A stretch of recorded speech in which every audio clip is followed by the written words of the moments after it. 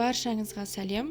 Бүгін мен сіздерге өте дәмді, жұмсақ болып шығатын сәбізден пирог жасалу жолын көрсетемін. Бұл пирогтың жасалуы өте оңай әрі тез. Видеоны соңына дейін қарап, ұнаса лайк басып, комментарий жазып кетіңіздер. Бізге қажетті ингредиенттер: жұмыртқа, ұн, сұйық май, разрыхлитель, қант және сәбіз, және де тұз керек болады. Ең алдымен ыдысқа жұмыртқа саламыз. Оған тұз қосып, миксермен 4-5 минуттай аппақ болып көпіргенше араластырамыз.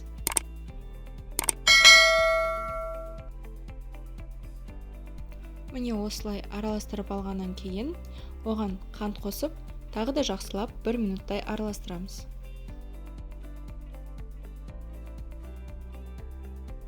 Сұйық май қосып, тағы да жақсылап араластырамыз.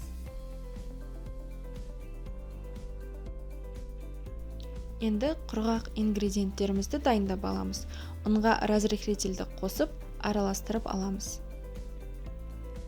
Енді ұнды қосып, бір келкі болғанша араластырамыз. Міне осылай бір келкі етіп араластырып алғаннан кейін, үккіштен өткізілген сәбізімізді қосамыз. Сәбізді үккіштің кішкентай жүзінен өткізіп аламыз. Міне қамырымыз осындай болып шығуы керек. Енді формаға құйып, 180 градуста қызып тұрған пешке 40 минуттай пісіріп аламыз. Пешке салғаннан кейін 30 минуттай аузын ашпаймыз. Пирогымыз көтерілмей қалуы мүмкін. Міне пирог дайын болды. Өте дәмді болып шығады. Сіздерге де жасап көріңіздер дегім келеді. Сіздерге ұнайды деп үміттенемін. Және де каналға тіркеліп, комментарий жазуды ұмытпаңыздар.